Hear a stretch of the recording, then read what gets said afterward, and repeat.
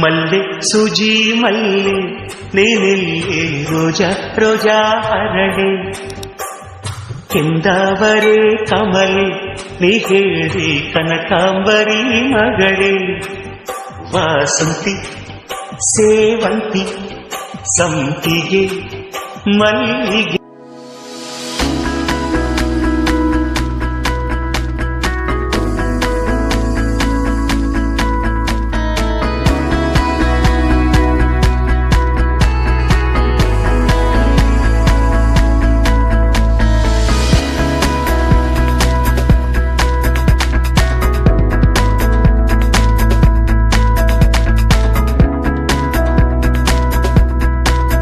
Hello ನಮಸ್ತೆ ಎಲ್ರಿಗೂ, welcome back to my channel. ಬನ್ನಿ ಇವತ್ತಿನ ಬ್ಲಾಗ್ನ ಶುರು ಮಾಡೋಣ. ಇವತ್ತು ಫ್ರೈಡೇ ಮಾರ್ನಿಂಗ್ ಬ್ಲಾಗ್ ಇದು. ಸೊ ಶುಕ್ರವಾರ ಆಗಿರೋದ್ರಿಂದ ಬೆಳಗ್ಗೆ ಬೇಗನೆ ಪೂಜೆ ಎಲ್ಲನೂ ಮುಗಿಸ್ಕೊಂಡು ಇವಾಗ ಬ್ಲಾಗ್ನ ಶುರು ಮಾಡ್ಕೊಂಡಿದ್ದೀನಿ. ಹಾಗೆ ಅಡುಗೆನ ಮಾಡ್ತಾಯಿದ್ದೀನಿ. ಇವತ್ತು ನಮ್ಮ ಮನೆಯವರಿಗೆ ಡಬ್ಬಿಯನ್ನು ಕಟ್ತಾ ಇಲ್ಲ, ಸೊ ಹಾಗಾಗಿ 6 ಮಾತ್ರ ಡಬ್ಬಿನ ಕಟ್ತಾ ಇದ್ದೀನಿ.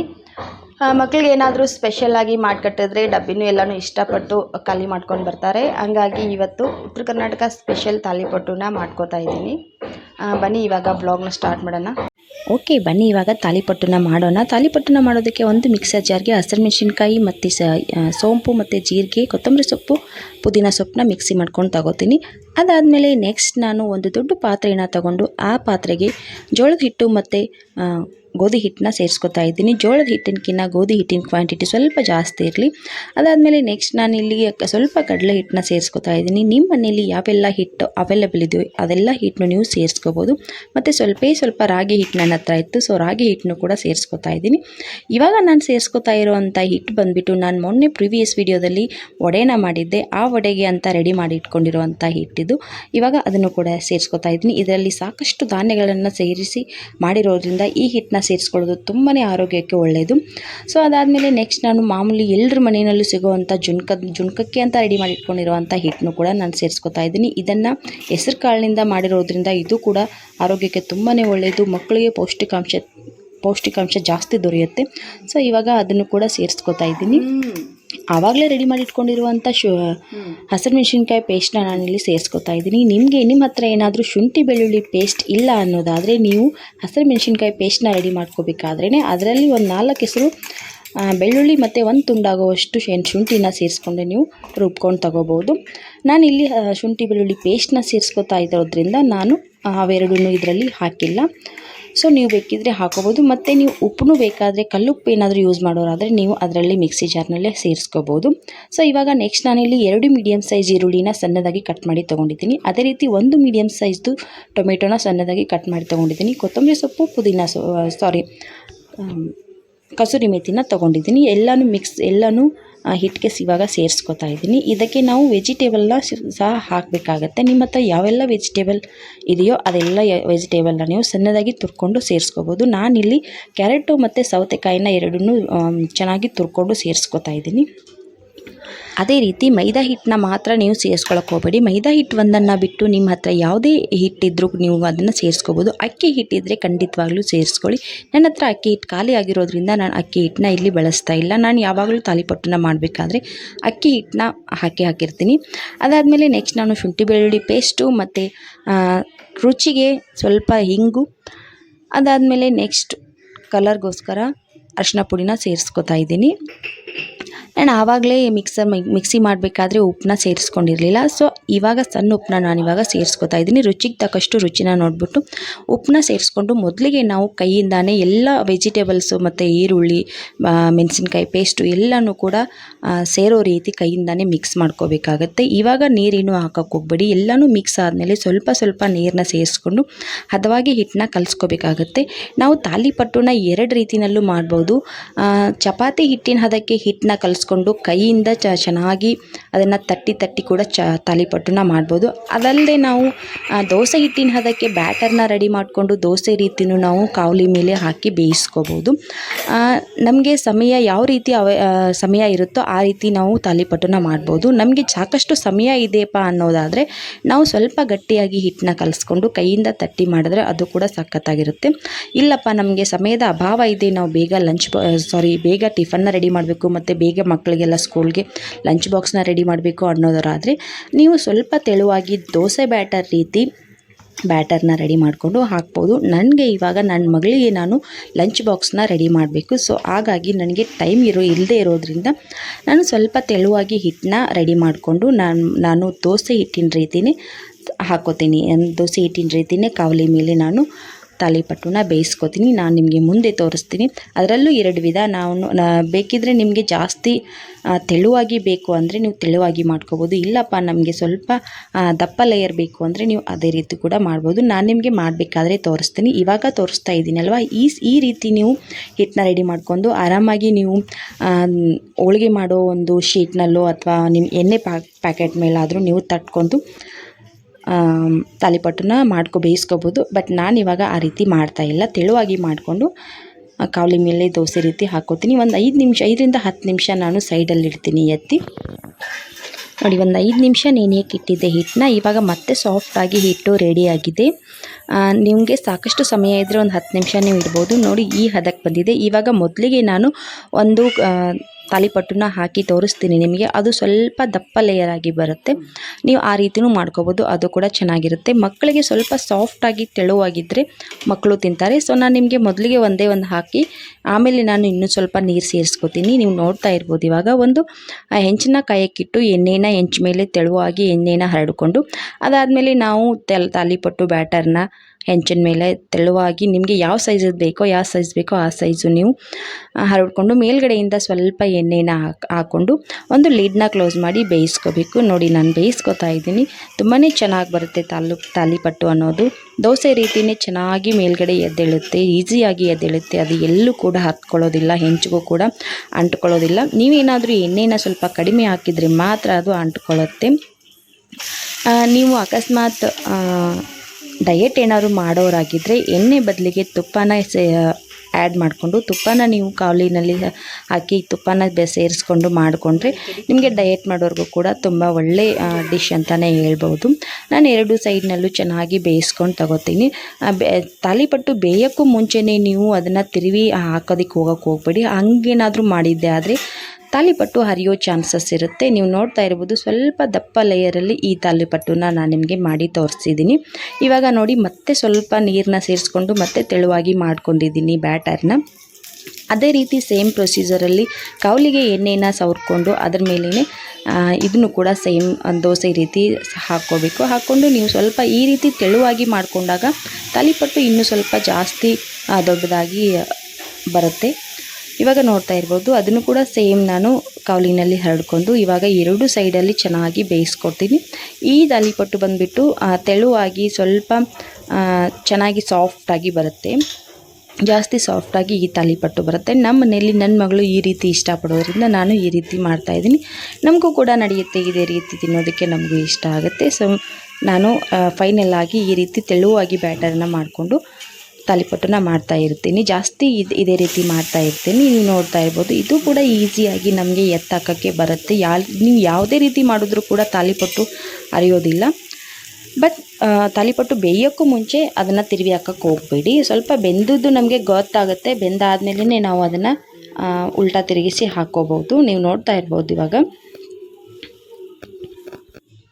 ಪರ್ಫೆಕ್ಟಾಗಿ ತಾಲಿಪಟ್ಟು ಬಂದಿದೆ. ನಾವು ಯಾವಾಗಲೂ ಅಷ್ಟೇ ಏನಾದರೂ ಬೇಯಿಸಕ್ಕೆ ಹೋದರೆ ಎಲ್ಲ ನೀಟಾಗಿ ನಾವು ಬೇಯಿಸ್ಕೊಂಡ್ರೆ ರುಚಿ ಇರುತ್ತೆ ಮತ್ತು ಆರೋಗ್ಯಕ್ಕೂ ಕೂಡ ಒಳ್ಳೆಯದು. ಇವಾಗ ನೀವು ಮೇಲ್ಗಡೆ ನೋಡ್ತಾ ಇರೋ ತಾಲಿಪಟ್ಟು ಬಂದುಬಿಟ್ಟು ನಾನು ಮೊದಲಿಗೆ ಮಾಡಿರೋ ತಾಲಿಪಟ್ಟು ಅದು ಸ್ವಲ್ಪ ದಪ್ಪವಾಗಿ ಬಂದಿದೆ. ಮತ್ತು ರೀಸೆಂಟಾಗಿ ಇವಾಗ ಮಾಡಿರೋ ತಾಲಿಪಟ್ಟು ಜಾಸ್ತಿ ಸಾಫ್ಟ್ ಆಗಿದೆ. ಇದ್ರ ಕಾಂಬಿನೇಷನ್ ಆಗಿ ನಾನು ಟೊಮೆಟೊ ಚಟ್ನಿನ ಮಾಡ್ಕೊಂಡಿದ್ದೀನಿ. ನೀವು ಬೇಕಿದ್ದರೆ ಕಾಯಿ ಚಟ್ನಿನ ಕೂಡ ಮಾಡ್ಕೋಬೋದು, ಸಖತ್ತಾಗಿರುತ್ತೆ. ಇಲ್ಲಪ್ಪ ನಮಗೇನು ಬೇಡ, ನಾವು ಹಂಗೆ ತಿಂತೀವಿ ಅನ್ನೋದಾದರೆ ಅದು ಕೂಡ ಸೂಪರಾಗಿ ಬರುತ್ತೆ ಟೇಸ್ಟು. ಓಕೆ, ನಾನಿವಾಗ ಎಲ್ರಿಗೂ ಕೂಡ ಟಿಫನ್ನ ಸರ್ವ್ ಮಾಡಿದೆ. ಎಲ್ಲರೂ ಟಿಫನ್ ಆಯಿತು. ಟಿಫನ್ನ ಮುಗಿಸ್ಕೊಂಡು ಹಸ್ಬೆಂಡ್ ಆಫೀಸ್ಗೆ ಹೋದ್ರು, ಮಗಳು ಕೂಡ ಸ್ಕೂಲ್ಗೆ ಹೋದ್ಲು. ಇವಾಗ ನೋಡಿ, ಕೌಂಟರ್ ಟಾಪ್ ಈ ಅವತಾರ ಆಗಿದೆ. ಇದನ್ನು ಎಲ್ಲನೂ ನೀಟಾಗಿ ಕ್ಲೀನ್ ಮಾಡಿಬಿಟ್ಟು ನಾನು ಮಧ್ಯಾಹ್ನ ಅಡುಗೆಗೆ ಶುರು ಮಾಡ್ಕೋತೀನಿ. ಯಾಕೆಂದರೆ ಮಧ್ಯಾಹ್ನ ಹಸ್ಬೆಂಡ್ ಮನೆಗೆ ಬರ್ತಾರೆ ಊಟ ಮಾಡೋದಕ್ಕೆ. ಓಕೆ, ಮಧ್ಯಾಹ್ನ ಅಡುಗೆ ಊಟಕ್ಕೆ ಅಂತ ಹೇಳ್ಬಿಟ್ಟು ನಾನಿವಾಗ ಬೇಳೆ ಸಾಂಬಾರನ್ನ ಮಾಡ್ಕೋತಾ ಇದ್ದೀನಿ. ಆವಾಗಲೇ ಟಿಫನ್ ರೆಡಿ ಮಾಡ್ತಾನೆ ನಾನು ಬೇಳೆ ಕೂಡ ಬೇಯಿಸ್ಕೊಂಡು ಇಟ್ಕೊಂಡಿದ್ದೆ, ಹಾಗೆ ಪಲ್ಯನೂ ಕೂಡ ಮಾಡ್ಕೊಂಡಿದ್ದೆ. ಇವಾಗ ಸಾಂಬಾರಿಗೆ ಒಗ್ಗರಣೆನ ಕೊಟ್ಕೋತಾ ಇದ್ದೀನಿ. ಒಗ್ಗರಣೆಗೆ ಸ್ವಲ್ಪ ಎಣ್ಣೆ ಮತ್ತು ಸಾಸಿವೆ, ಜೀರಿಗೆ ಮತ್ತು ಬೆಳ್ಳುಳ್ಳಿನ ಜಜ್ಜಿಬಿಟ್ಟು ಸೇರಿಸ್ಕೊತಾ ಇದ್ದೀನಿ. ಅದೇ ರೀತಿ ಕರಿಬೇವಿನ ಸೊಪ್ಪನ್ನು ಕೂಡ ಸೇರಿಸ್ಕೊತಾ ಇದ್ದೀನಿ. ಇವಾಗ ಸ್ಟವ್ನ ಲೋ ಫ್ಲೇಮ್ನಲ್ಲಿ ಇಟ್ಬಿಟ್ಟು ನಾವು ಸ್ಪೈಸಸ್ನ ಸೇರಿಸ್ಕೋಬೇಕಾಗುತ್ತೆ. ಅರಿಶಿನ ಪೌಡ್ರು ಮತ್ತು ಅಚ್ಕಾರದ ಪೌಡ್ರು, ಧನಿಯಾ ಪೌಡ್ರು, ಗರಂ ಮಸಾಲ ಸೇರಿಸ್ಕೊತಾ ಇದ್ದೀನಿ. ಜಾಸ್ತಿ ಹೈ ಫ್ಲೇಮ್ನಲ್ಲಿ ಅಥವಾ ನೀವು ಮೀಡಿಯಮ್ ಫ್ಲೇಮ್ನಲ್ಲಿ ಇಟ್ಟರೆ ಎಲ್ಲ ಮಸಾಲನೂ ಸೀದೋಗೋ ಚಾನ್ಸಸ್ ಇರುತ್ತೆ. ಈ ರೀತಿ ಏನಾದರೂ ಆದರೆ ಸಾಂಬಾರು ಟೇಸ್ಟು ಅಷ್ಟಾಗಿ ಚೆನ್ನಾಗಿ ಬರೋದಿಲ್ಲ. ಸೊ ಹಾಗಾಗಿ ಲೋ ಫ್ಲೇಮ್ನಲ್ಲಿ ಇಟ್ಬಿಟ್ಟು ಎಲ್ಲನೂ ಚೆನ್ನಾಗಿ ಎಣ್ಣೆಯಲ್ಲಿ ಫ್ರೈ ಮಾಡಬೇಕಾಗುತ್ತೆ. ಸ್ಪೈಸಸ್ದು ಹಸಿ ವಾಸನೆ ಹೋಗೋವರೆಗೂ ನಾವು ಫ್ರೈನ ಮಾಡಿಬಿಟ್ಟು ಬೇಯಿಸಿಟ್ಕೊಂಡಿರುವಂಥ ಬೇಳೆನ ಸೇರಿಸ್ಕೊತಾ ಇದ್ದೀನಿ. ಇವತ್ತು ನಾನು ಸಾಂಬಾರನ್ನ ಇಷ್ಟೇ ಸಿಂಪಲ್ಲಾಗಿ ಮಾಡ್ಕೋತಾ ಇದ್ದೀನಿ. ಇದರಲ್ಲಿ ಯಾವುದೇ ರೀತಿ ಮಸಾಲಾನ ರುಬ್ಬಿಕೊಂಡು ಮತ್ತು ಇಡ್ಲಿನಲ್ಲಿ ಮಾಡೋ ರೀತಿ ಏನು ಮಾಡ್ತಾ ಇಲ್ಲ. ಜಾಸ್ತಿ ಮಸಾಲೆ ಬೇಡ ಅಂತ ಅನ್ನಿಸ್ತು. ಸೊ ಇವತ್ತು ಇಷ್ಟೇ ಸಿಂಪಲ್ ಇರಲಿ ಅಂತ ಹೇಳ್ಬಿಟ್ಟು ಇದೇ ರೀತಿ ಇಷ್ಟೇ ಮಾಡ್ಕೊಂಡಿದ್ದೀನಿ. ಇಷ್ಟ ಆದರೆ ನೀವು ಕೂಡ ಮನೇಲಿ ಟ್ರೈ ಮಾಡ್ಬೋದು. ಇವಾಗ ಒಂದು 10ರಿಂದ 15 ನಿಮಿಷ ಸಾಂಬಾರನ್ನ ಮೀಡಿಯಮ್ ಫ್ಲೇಮ್ನಲ್ಲಿ ಇಟ್ಟು ಚೆನ್ನಾಗಿ ಬೇಯಿಸ್ಕೊಂಡ್ರೆ ಸಾಂಬಾರು ರುಚಿನೂ ಹೆಚ್ಚಾಗುತ್ತೆ. ಸೊ ನಾನು ಇನ್ನೂ ಅದರಲ್ಲಿ ಉಪ್ಪನ್ನ ಸೇರಿಸ್ಕೊಂಡಿಲ್ಲ. ಮೇಲ್ಗಡೆಯಿಂದ ಕೊತ್ತಂಬರಿ ಸೊಪ್ಪನ್ನ ಸೇರಿಸ್ಕೊತಾ ಇದ್ದೀನಿ. ಅದಾದಮೇಲೆ ಉಪ್ಪು ಮತ್ತು ಸ್ವಲ್ಪ ಬೆಲ್ಲನ ಸೇರಿಸ್ಕೋಬೇಕಾಗುತ್ತೆ. ನೀವು ಇದರಲ್ಲಿ ಬೇಕಿದ್ದರೆ ಹುಣಸೆ ರಸನೂ ಕೂಡ ಸೇರಿಸ್ಕೋಬೋದು. ನಾನು ಹುಣಸೆ ರಸ ಏನೂ ಸೇರಿಸ್ಕೋತಾ ಇಲ್ಲ. ಓಕೆ, ಇವಾಗ ಇಲ್ಲಿ ನೀವು ನೋಡ್ತಾ ಇರೋದು ಒಂದು ಸೈಡಲ್ಲಿ ಹಿಟ್ಟು ಬಂದುಬಿಟ್ಟು ಜಾಸ್ತಿ ತೆಳುವಾಗಿ ನಾದ್ಕೊಂಡಿದ್ದೀನಿ, ಅಂದರೆ ಕಲಿಸ್ಕೊಂಡಿದ್ದೀನಿ. ಒಂದು ಸೈಡಲ್ಲಿ ಜಾಸ್ತಿ ಗಟ್ಟಿ ಹಿಟ್ಟನ್ನ ಕಲಿಸ್ಕೊಂಡಿದ್ದೀನಿ. ಇದು ಏನಕ್ಕಪ್ಪ ಅಂತ ಅಂದರೆ, ನಾನು ಪ್ರತಿ ಫ್ರೈಡೇ ಅಂದರೆ ಪ್ರತಿ ಶುಕ್ರವಾರನೂ ನಾನು ದೇವರಿಗೆ ನೈವೇದ್ಯ ಅಂತ ಹೇಳ್ಬಿಟ್ಟು ಕಡುಬನ್ನ ಮಾಡ್ತಾ ಇರ್ತೀನಿ, ಅಂದರೆ ಬೇಳೆ ಕಡುಬನ್ನ ಮಾಡ್ತಾ ಇರ್ತೀನಿ. ಸೊ ಇವತ್ತು ಕೂಡ ಮಾಡ್ಕೋತಾ ಇದ್ದೀನಿ. ಅಂದರೆ ಜಾಸ್ತಿ ಬೇಳೆ ಕಡುಬನ್ನ ಮಾಡೋದು ಬೇಡ, ಮತ್ತು ಸ್ವಲ್ಪ ಉಳಿದಿರೋ ಹೂರನ್ನ ತಗೊಂಡು ಹೋಳ್ಗೆನ ಮಾಡ್ಕೋಬೇಕು ಅಂತ ಹೇಳ್ಬಿಟ್ಟು ಹೋಳ್ಗೆಗೆ ಮತ್ತು ಕಡುಬಿಗೆ ನಾನು ಹಿಟ್ಟನ್ನ ಕಲಿಸ್ಕೊಂಡು ಇಟ್ಕೊಂಡಿದ್ದೀನಿ. ಇವಾಗ ಕಡುಬನ್ನ ಮಾಡ್ಕೋತಾ ಇದ್ದೀನಿ. ನಾನು ಮಾಮೂಲಿ ಎಲ್ಲರೂ ಮಾಡೋ ರೀತಿಯೇ ಕಡುಬನ್ನ ಮಾಡ್ತಾ ಇರ್ತೀನಿ. ನಾನು ಹೇಳ್ಬೇಕಂದ್ರೆ ಕಡುಬನ್ನ ಮಾಡೋದಕ್ಕೆ ಈಗೀಗ ರೀಸೆಂಟಾಗಿ ಕಲ್ತ್ಕೊಂಡಿರೋದು. ಮೊದಲೆಲ್ಲ ನಮಗೆ ಮಾಡೋದಕ್ಕೆ ಬರ್ತಾ ಇರಲಿಲ್ಲ. ಇವಾಗ ಪರ್ಫೆಕ್ಟಾಗಿ ಕಡುಬನ್ನ ಮಾಡ್ಕೋತಾ ಇರ್ತೀನಿ. ಮೊದಲೆಲ್ಲ ಅಷ್ಟಾಗಿ ಚೆನ್ನಾಗಿ ಬರ್ತಾ ಇರಲಿಲ್ಲ, ಆದರೆ ಈಗೀಗ ಮಾಡ್ತಾ ಪರ್ಫೆಕ್ಟಾಗಿ ಮಾಡ್ಕೋತಾ ಇದ್ದೀನಿ. ನನಗೆ ಯಾರ ಸಹಾಯನೂ ಇಲ್ಲದೆ ನಾನು ಒಬ್ಬಳೇ ಮಾಡ್ಬೋದು ಅಂತ ಅಂದ್ಕೊಂಡಿದ್ದೀನಿ. ಅದಕ್ಕೆ ಹೇಳೋದು, ಯಾವುದೇ ಆದರೂ ಮಾಡ್ತೀನಿ ಅಂತ ಅಂದ್ಕೊಂಡು ಮಾಡೋಕ್ಕೆ ಹೋದರೆ ಯಾವುದು ಕೂಡ ಅಸಾಧ್ಯ ಆಗೋದಿಲ್ಲ. ನಾವು ಮನಸ್ಸು ಮಾಡಬೇಕು ಅಷ್ಟೇ. ಯಾವುದೇ ಆದರೂ ನಾವು ಮನಸ್ಸನ್ನ ಮಾಡಿ ಕಲ್ತ್ಕೊಂಡ್ರೆ ಎಲ್ಲನೂ ಈಸಿ ಆಗುತ್ತೆ. ಓಕೆ, ಇವಾಗ ಒಂದು 4-5 ನೈವೇದ್ಯಗೆ ಕಡುಬನ್ನ ಮಾಡಿಕೊಂಡು ಆಮೇಲೆ ನಾನು ಹೋಳ್ಗೆನ ಮಾಡ್ಕೊತೀನಿ. ಓಕೆ, ಇಷ್ಟು ಕಡುಬನ್ನ ಮಾಡ್ಕೊಂಡಿದ್ದೀನಿ. ಇದನ್ನ ಇವಾಗ ಫ್ರೈ ಮಾಡ್ಕೊತೀನಿ. ಸ್ವಲ್ಪ ಇದರಲ್ಲಿ ನೈವೇದ್ಯಗೆ ಅಂತ ಒಂದು 4-5 ತೆಗೆದುಬಿಟ್ಟು ಮಿಕ್ಕಿರೋದು ಮಕ್ಕಳು ತಿಂತಾರೆ, ಆಟ ಆಡ್ಕೊಂಡೆಲ್ಲ ತಿಂತಾರೆ ಅಂತ ಹೇಳ್ಬಿಟ್ಟು ಸ್ವಲ್ಪ ಜಾಸ್ತಿನೇ ಮಾಡ್ಕೊಂಡಿದ್ದೀನಿ. ನಮ್ಮೂರ ಸೈಡಲ್ಲಿ ಎಲ್ಲನೂ ಅಮಾವಾಸ್ಯೆ ಬಂದರೆ ಎಲ್ಲರ ಮನೆಯಲ್ಲೂ ಹೋಳ್ಗೆ ಊಟ, ಈ ರೀತಿ ಕಡುಬನ್ನ ಮಾಡಿಬಿಟ್ಟು ಇಡೀ ದಿನ ಮನೆಯಲ್ಲಿ ಹಬ್ಬದ ಊಟನೇ ಇರುತ್ತೆ. ಮನೆಯವ್ರಿಗೆಲ್ಲರಿಗೂ ಇಡೀ ದಿನ ಹೋಳ್ಗೆ ಊಟನೇ ಇರುತ್ತೆ. ಸೊ ಹಂಗೆ ಮನೆಯಲ್ಲಿ ಒಂದು 3-4 ಜನ ಹೆಣ್ಮಕ್ಳಿದ್ರೆ ಒಬ್ಬರು ಎಲೆನ ಉದ್ದೋದು ಮತ್ತು ಇನ್ನೊಬ್ಬರು ಅದಕ್ಕೆ ಹೂರ್ಣನ ತುಂಬಿ ಕೊಡೋದು, ಮತ್ತೊಬ್ಬರು ಈ ರೀತಿ ನಾನು ಫ್ರೈ ಮಾಡ್ತಾ ಇರೋ ರೀತಿ ಕಡುಬನ್ನ ಫ್ರೈ ಮಾಡೋದು, ಈ ರೀತಿ ಎಲ್ಲ ಮಾಡ್ತಾ ಇರ್ತೀವಿ ಮನೆಯಲ್ಲಿ ನಾವೆಲ್ಲರೂ ಸೇರ್ಕೊಂಡಿದ್ದಾಗ. ಇವಾಗ ಆ ಒಂದು ನೆನಪುಗಳು ಇವಾಗ ಬರ್ತಾ ಇತ್ತು. ಸೊ ಆ ಒಂದು ಸ್ವೀಟ್ ಮೆಮೊರಿನ ಇವಾಗ ನಾನು ಮಿಸ್ ಮಾಡ್ಕೋತಾ ಇದ್ದೀನಿ ಅಂತ ಅನಿಸುತ್ತೆ. ಓಕೆ, ಇವಾಗ ನಾನು ಒಬ್ಬಳೇ ಮಾಡ್ತಾ ಇರೋದ್ರಿಂದ ಅದೆಲ್ಲನೂ ನೆನಪಾಗ್ತಾ ಇತ್ತು. ಇದನ್ನು ಇವಾಗ ಚೆನ್ನಾಗಿ ಫ್ರೈ ಮಾಡ್ಕೊಂಡು ತಗೋತೀನಿ.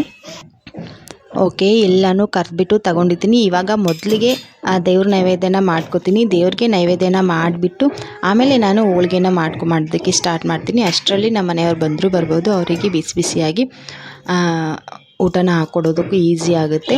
ಒಂದು 4-5 ಕಡುಬನ್ನ ಇಟ್ಬಿಟ್ಟು ಸ್ವಲ್ಪ ಅನ್ನ ಮತ್ತು ಪಲ್ಯನ ಕೂಡ ನೈವೇದ್ಯ ಮಾಡ್ಕೋತಾ ಇದ್ದೀನಿ ದೇವರಿಗೆ.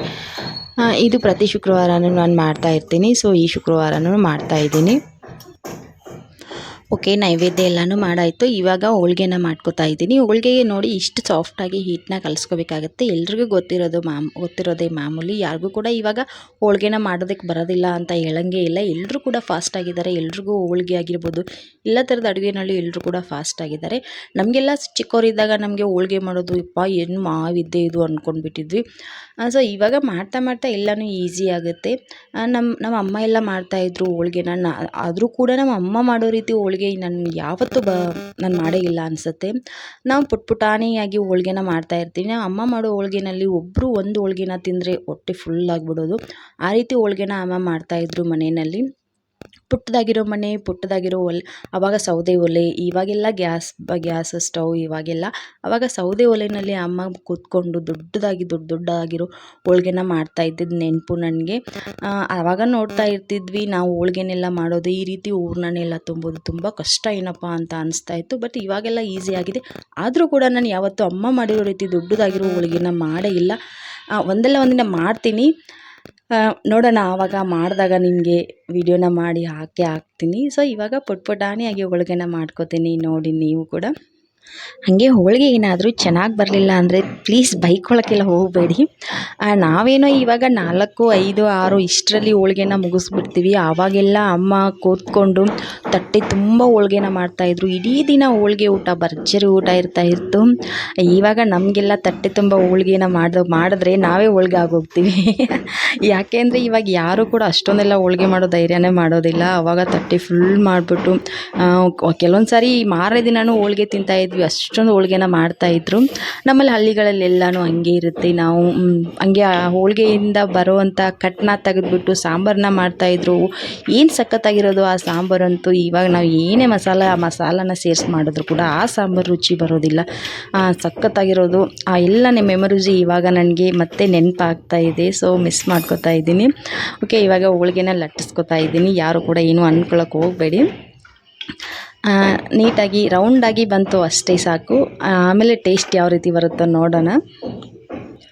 ಇವಾಗ ಹೆಂಚಿಗೆ ಎಲ್ಲನೂ ಎಣ್ಣೆನ ಹಾಕ್ಬಿಟ್ಟು ಮತ್ತು ಹೋಳಿಗೆಗೂ ಸ್ವಲ್ಪ ಮೇಲ್ಗಡೆಯಿಂದ ಎಣ್ಣೆನ ಸವರ್ಕೊಂಡು ಹೆಂಚು ಮೇಲೆ ಹೋಳಿಗೆನ ಹಾಕ್ತಾಯಿದ್ದೀನಿ. ಅಪ್ಪ ದೇವರೇ, ಅರ್ಧೋಗುತ್ತೆ ಏನೋ ಅಂದ್ಕೊಂಡಿದ್ದೆ, ಬಟ್ ಹಂಗೇನೂ ಆಗಲಿಲ್ಲ. ಚೆನ್ನಾಗಿ ಬಂತು ಹೋಳಿಗೆ, ಚೆನ್ನಾಗಿ ಹೆಂಚು ಮೇಲೆ ಬಿದ್ದೋಯ್ತು. ನೋಡ್ತಾ ಇರ್ಬೋದು ನೀವು ಇವಾಗ. ಹಾಗೆ ಹೋಳಿಗೆ ಶೀಟಲ್ಲೆಲ್ಲನೂ ಹೋಳಿಗೆ ಮಾಡ್ತಾಯಿರ್ತಾರೆ. ನಾನಂತೂ ಅದರಲ್ಲಿ ಒಂದು ಸಲ ಟ್ರೈ ಮಾಡಿಲ್ಲ. ನಾವು ಈ ರೀತಿ ತಗಡನ್ನ ತೊಗೊಂಡ್ಬಿಟ್ಟು ತಗಡ ಮೇಲೇ ಹೋಳಿಗೆ ಮಾಡೋದು. ಹಾಗೆ ತಗಡ ಮೇಲೇ ನಾವು ಚಪಾತಿನೂ ಕೂಡ ಮಾಡ್ತಾಯಿರ್ತೀವಿ. ಚೆನ್ನಾಗಿ ಬರುತ್ತೆ, ಸಾಫ್ಟಾಗಿ ಚೆನ್ನಾಗಿರುತ್ತೆ ಹೋಳಿಗೆ ಮತ್ತು ಚಪಾತಿ ಕೂಡ. ನೋಡೋಣ ಯಾವ ರೀತಿ. ನನಗೆ ಇನ್ನು ಮುಗುಚಾಕೋಕ್ಕೂ ಸ್ವಲ್ಪ ಕಷ್ಟ. ನೋಡೋಣ ಅರಿಯುತ್ತೋ ಏನು ಮಾಡುತ್ತೋ ಅಂತ ಹೇಳ್ಬಿಟ್ಟು. ಓಕೆ, ನೋಡಿ ಪರ್ಫೆಕ್ಟಾಗಿ ಬ್ಯಾಲೆನ್ಸ್ ಮಾಡಿದೆ. ನೋಡಿ ಹೇಗೆ ಬಂದಿದೆ ಪುಟಾಣಿ ಹೋಳಿಗೆ. ಚೆನ್ನಾಗಿ ಬಂದಿದೆಯೋ ಇಲ್ವೋ ಅಂತ ನನಗೆ ಕಾಮೆಂಟ್ ಬಾಕ್ಸ್ನಲ್ಲಿ ಖಂಡಿತವಾಗ್ಲೂ ತಿಳಿಸಿ. ಓಕೆ, ಇವಾಗ ಹೋಳಿಗೆನ ಮಾಡ್ಕೊಳ್ತಾನೆ ಗುಡ್ಡನಿಗೆ ಒಂದೆರಡು ಕಡುಬನ್ನ ಹಾಕಿ ಕೂಡಿಸಿದ್ದೆ, ತಿಂತಾ ಇದ್ದ. ನೋಡಿ ತಿಂತಾನೆ ಪಾಪಚ್ಚಿ ಅಲ್ಲೇ ನಿದ್ದೆ ಮಾಡ್ತಾ ಇದೆ. ನನಗೆ ಹೋಳಿಗೆ ಮಾಡೋದ್ರಲ್ಲಿ ನಾನು ಬ್ಯುಸಿಯಾಗಿದ್ದೆ. ನಾನು ಅವನಿಗೆ ನೋಡೇ ಇರಲಿಲ್ಲ. ಪಾಪ ಅವನು ಫುಲ್ ನಿದ್ದೆ ಬಂದ್ಬಿಟ್ಟು ಅಲ್ಲೇ ತೋಗಿಸ್ತಾ ಇದ್ದಾನೆ. ಬಿತ್ತು ಪಾಪ. ಇವಾಗ ಅವನಿಗೆ ಫಸ್ಟ್ ನಾನು ಮಲಗಿಸ್ಬಿಡ್ತೀನಿ. ಅವನಿಗೆ ಮಲಗಿಸಿ ಆಮೇಲೆ ನಾನು ಮತ್ತೆ ಅಡುಗೆ ಮನೆ ಕೆಲಸಕ್ಕೆ ಹೋಗ್ತೀನಿ. ಓಕೆ, ಗುಡ್ಡನನ್ನು ಮಲಗಿಸಿ ಮತ್ತು ಸ್ವಲ್ಪ ಅಡುಗೆ ಮನೆ ಕಡೆಗೆ ಹೋಗಿ ಅಡುಗೆ ಕೆಲಸ ಎಲ್ಲನೂ ಮುಗಿಸ್ಕೊಂಡೆ. ಮತ್ತು ಕೌಂಟರ್ ಟಾಪ್ನು ಕ್ಲೀನ್ ಮಾಡ್ಕೋ ಅಷ್ಟರಲ್ಲಿ ನಮ್ಮ ಮನೆಯವರು ಕೂಡ ಊಟಕ್ಕೆ ಬಂದರು. ನೋಡಿ ಇದಿಷ್ಟು ಮಧ್ಯಾಹ್ನ ಲಂಚ್ ಮೆನು ಆಗಿತ್ತು. ಚಪಾತಿ, ಹೋಳಿಗೆ, ಕಡುಬು, ಸಾಂಬಾರು, ರೈಸು ಮತ್ತು ಮೊಸರು, ಒಂದೆರಡು ರೀತಿ ಪಲ್ಯ, ಇಷ್ಟು ಮಧ್ಯಾಹ್ನ ಲಂಚ್ಗೆ ಊಟ ಆಗಿತ್ತು. ಸೊ ಊಟ ಎಲ್ಲ ಮಾಡಿಕೊಂಡು ಮತ್ತೆ ನನ್ನ ಹಸ್ಬೆಂಡು ಆಫೀಸ್ಗೆ ಹೋಗ್ತಾರೆ. ಓಕೆ, ಇಬ್ಬರು ಹೇಕೊಂಡು ಊಟನ ಮುಗಿಸ್ಕೊಂಡ್ವಿ. ಊಟ ಮುಗಿಸ್ಕೊಂಡು ನನ್ನ ಹಸ್ಬೆಂಡ್ ಕೂಡ ಆಫೀಸ್ಗೆ ಹೋದರು. ನಾನು ಕೂಡ ಸ್ವಲ್ಪ ಹೊತ್ತು ರೆಸ್ಟ್ನ ಮಾಡಿ ಹಂಗೆ ಸಾಯಂಕಾಲ ಆಯಿತು. ನನ್ನ ಮಗಳನ್ನ ಕೂಡ ಸ್ಕೂಲಿಂದ ಕರ್ಕೊಂಡು ಬಂದಿದ್ದೆ. ನಾವು ನೋಡ್ತಾ ಇರ್ಬೋದು ಇವಾಗ ತಾನೇ ಸೂರ್ಯನ ಕಿರಣಗಳು ಬಂದಿದೆ. ಯಾಕೆ ಅಂದರೆ ಒಂದು ವೀಕ್ ಆಗ್ತಾ ಬಂತು, ಸೂರ್ಯ ಬಂದೇ ಇಲ್ಲ, ಸೂರ್ಯನ ದರ್ಶನವೇ ಆಗಿಲ್ಲ. ನಾನು ಹೋದ ವೀಡಿಯೋದಲ್ಲಿ ಹೇಳಿದ್ದೆ ಬರೀ ಮೋಡ. ಓಕೆ, ಫೈನಲ್ ಇವತ್ತಾದರೂ ಸೂರ್ಯ ಭೂಮಿಗೆ ಬಂದಾಯಿತು. ನೀವು ನೋಡ್ತಾ ಇರ್ಬೋದು ಎಷ್ಟೊಂದು ಬಿಸಿಲು. ಹಾಗೆ ಅವಳು ಸ್ಕೂಲಿಂದ ಬಂದು ಸ್ವಲ್ಪ ಹೊತ್ತು ಆಟ ಆಡಿಕೊಂಡು ಮತ್ತೆ ನನಗೇನಾದರೂ ತಿನ್ನಕ್ಕೆ ಕೊಡಮ್ಮ ಅಂತ ಕೇಳಿದ್ಲು. ಅವಳಿಗೂ ಕೂಡ ಹೋಳಿಗೆನ ಮಾಡಿ ಕೊಟ್ಟೆ. ಹೋಳಿಗೆ ಮಾಡೋದೇ ನಮ್ಮ ಮನೆಯಲ್ಲಿ ಅವಳಿಗೋಸ್ಕರ, ಯಾಕೆಂದರೆ ಅವಳಿಗೆ ಹೋಳಿಗೆ ಅಂದರೆ ಅಷ್ಟೊಂದು ಇಷ್ಟ ಆಗುತ್ತೆ. ಹಾಗೆ ಸಾಯಂಕಾಲ ಆಗೋಯಿತು, 6 ಗಂಟೆ ಸುಮಾರಿಗೆಲ್ಲ ನನ್ನ ಹಸ್ಬೆಂಡ್ ಕೂಡ ಬಂದರು. ಟೀನ ಮಾಡಿಕೊಂಡು ಅವ್ರಿಗೂ ಕೂಡ ಟೀನ ಹಾಕಿಕೊಟ್ಟು ನಾನು ಕೂಡ ಟೀನ ಕುಡಿತಾನೆ ಹಂಗೆ ಹೊರಗಡೆ ಬಂದಿದ್ದೆ. ತಂಪಾಗಿ ಗಾಳಿನೂ ಕೂಡ ಬೀಸ್ತಾ ಇತ್ತು, ಫ್ರೆಶ್ ಏರ್ ಬರ್ತಾಯಿತ್ತು. ಸೊ ಹಂಗೆ ಗಾಳಿಗೆ ಸ್ವಲ್ಪ ಹೊತ್ತು ಹೊರಗಡೆ ಬಂದ್ವಿ. ಹೊರಗಡೆ ಗಾಳಿಗೆ ಬಂದು ಈ ರೀತಿ ಒಂದು ಕಪ್ಪು ಟೀನ ತೊಗೊಂಡು ಬಂದು ಕುಡಿತಾ ಈ ರೀತಿ ನೇಚರ್ನಲ್ಲಿ ನಿಂತ್ಕೊಂಡಿದ್ರೆ ಏನೋ ಒಂದು ರೀತಿ ರಿಲ್ಯಾಕ್ಸ್ ಫೀಲ್ ಆಗುತ್ತೆ. ಓಕೆ, ಇವಾಗ ಕೆಳಗಡೆ ಬಂದುಬಿಟ್ಟು ನನ್ನ ಹಸ್ಬೆಂಡು ಮಕ್ಕಳನ್ನೆಲ್ಲ ಕರ್ಕೊಂಡು ಬಂದುಬಿಟ್ಟು ಆರುದು ಸೈಕಲ್ ಸ್ವಲ್ಪ ಕೆಟ್ಟೋಗಿತ್ತು, ಅದನ್ನು ರಿಪೇರಿ ಮಾಡ್ತಾಯಿದ್ರು ಅವರು. ಹಾಗೆ ಮಕ್ಕಳನ್ನೆಲ್ಲ ಕರ್ಕೊಂಡು ನಾನು ಕೂಡ ಟೀ ಎಲ್ಲ ಕುಡ್ಕೊಂಡು ಆದಮೇಲೆ ಕೆಳಗಡೆ ಬಂದಿದ್ದೆ. ಸ್ವಲ್ಪ ಹೊತ್ತು ಕೆಳಗಡೆ ಓಡಾಡ್ಕೊಂಡು ಬಂದರೆ ಹಾಯಾಗಿರುತ್ತೆ ಅಂತ ಹೇಳ್ಬಿಟ್ಟು ನಾನು ಕೂಡ ಕೆಳಗಡೆ ಬಂದಿದ್ದೆ. ಆ ಸೈಕಲ್ನ ನನ್ನ ಹಸ್ಬೆಂಡ್ ರಿಪೇರಿ ಮಾಡ್ತಾ ಇರೋದನ್ನು ನೋಡಿ ನನ್ನ ಮಗನಿಗೂ ಅದನ್ನು ತನ್ನ ಸೈಕಲ್ನ ಅವನು ರಿಪೇರಿ ಮಾಡ್ತಾ ಇದ್ದಾನೆ. ಇಲ್ಲಿ ನೋಡ್ತಾ ಇರ್ಬೋದು ಎಷ್ಟು ಚೆನ್ನಾಗಿ ಅದರಲ್ಲಿ ಹಾಕ್ಬಿಟ್ಟು ಅವನು ರಿಪೇರಿ ಮಾಡೋ ರೀತಿಯೇ ಅವನು ಕೂಡ ಮಾಡ್ತಾ ಇದ್ದಾನೆ. ಮಕ್ಕಳು ಹಂಗೆ ಕೇಳಿ ಕಲಿಯೋದಕ್ಕಿಂತ ನೋಡಿ ಕಲಿಯೋದೇ ಜಾಸ್ತಿ. ಅವರು ಮಕ್ಕಳು ನಾವು ಏನು ಮಾಡ್ತಾ ಇರ್ತೀವೋ ಅದನ್ನೇ ಅವರು ಮಾಡ್ತಾ ಇರ್ತಾರೆ. ಹಾಗೆ ಮಕ್ಕಳನ್ನ ಅಲ್ಲೇ ಆಟ ಆಡೋಕ್ಕೆ ಬಿಟ್ಬಿಟ್ಟು ನಾನು ಮತ್ತು ನನ್ನ ಸಿಸ್ಟರು ಸ್ವಲ್ಪ ವಾಕಿಂಗ್ನ ಮಾಡ್ಕೊಂಡು ಬರಬೇಕು ಅಂತ ಹೇಳ್ಬಿಟ್ಟು ಮನೆ ಮುಂದ್ಗಡೆನೇ ಸ್ವಲ್ಪ ರೋಡ್ ರೀತಿ ಇದೆ, ಅಲ್ಲೇ ನಾವು ಓಡಾಡ್ಕೊಂಡಿದ್ದೀವಿ. ಹಾಗೆ ಜಾಸ್ತಿ ನಾವು ವಾಕಿಂಗ್ನ ಮಾಡಬೇಕು ಅಂತ ಅಂದರೆ ಅಷ್ಟೊಂದು ಚೆನ್ನಾಗಿರೋ ಜಾಗ ಇಲ್ಲ. ಬಟ್ ನೇಚರ್ ಅಂತೂ ಸಖತ್ತಾಗಿದೆ. ನಮ್ಮ ಮನೆ ಮುಂದ್ಗಡೆ ಎಲ್ಲನೂ ಹೊಲ ಗಿಡಗಳು ಸಾಕಷ್ಟು ಗ್ರೀನರಿ ಅಂತೂ ಸಖತ್ತಾಗಿದೆ. ಎಲ್ಲಿ ನೋಡಿದ್ರಲ್ಲೂ ಹಚ್ಚ ಹಸಿರಾಗಿದೆ. ಹಾಗೆ ವಾಕಿಂಗ್ ಮಾಡ್ತಾ ಇದ್ದಾಗ ಈ ಒಂದು ಗಿಡದಲ್ಲಿ ಈ ರೀತಿಯಾಗಿ ಕಾಯಿ ಇತ್ತು. ಇದು ನನಗೆ ನಾವು ಚಿಕ್ಕವರು ಇದ್ದಾಗ ಒಂದು ರೀತಿ ಹಣ್ಣನ್ನು ತಿಂತಾ ಇದ್ವಿ, ಅದೇ ಹಣ್ಣು ಅಂದ್ಕೊಂಡು ನಾನು ನೋಡಿದೆ, ಬಟ್ ಇದು ಅದಾಗಿರಲಿಲ್ಲ. ಹಾಗೆ ಇಲ್ಲಿ ಸೈಕಲ್ ಎಲ್ಲನೂ ರಿಪೇರಿ ಮಾಡಿಬಿಟ್ಟು ಆರೋಗ್ಯ ಅವರ ಅಪ್ಪಾಜಿ ಸೈಕಲ್ನ ಕಲಿಸ್ತಾ ಇದ್ದಾರೆ. ಅವಳು ಇಷ್ಟು ದಿನ ಬಂದುಬಿಟ್ಟು ಎರಡು ಸೈಡಲ್ಲಿ ಗಾಲಿ ಇರೋದು ಸಪೋರ್ಟಿವ್ ಆಗಿರೋದನ್ನು ಓಡಿಸ್ತಾ ಇದ್ಲು. ಅವಳಿಗೆ ಅದು ಈಸಿಯಾಗಿತ್ತು. ಇವಾಗ ಸಪೋರ್ಟ್ ಇಲ್ಲದೆ ಅವಳಿಗೆ ಓಡಿಸೋದಕ್ಕೆ ಸ್ವಲ್ಪ ಕಷ್ಟ ಆಗ್ತಾಯಿದೆ. ಒಂದು 2 ದಿನ ಇದೇ ರೀತಿ ಪ್ರಾಕ್ಟೀಸ್ ಮಾಡಿದ್ರೆ ಅವಳು ಸೈಕಲ್ ಓಡಿಸ್ತಾಳೆ ಅಂತ ಹೇಳ್ಬಿಟ್ಟು ಆ ಕೆಳಗಡೆ ಅವರು ಸೈಕಲ್ನ ಕಲಿಸ್ತಾ ಇದ್ದಾರೆ. ಅದಕ್ಕೆ ಹೇಳೋದು ಎಲ್ಲ ಹೆಣ್ಮಕ್ಳಿಗೂ ಕೂಡ ಪ್ರಪಂಚದಲ್ಲಿ ಬೆಸ್ಟ್ ಫ್ರೆಂಡ್ ಅಂತ ಅಂದರೆ ಅದು ಅವ್ರ ತಂದೆನೇ ಆಗಿರ್ತಾರೆ.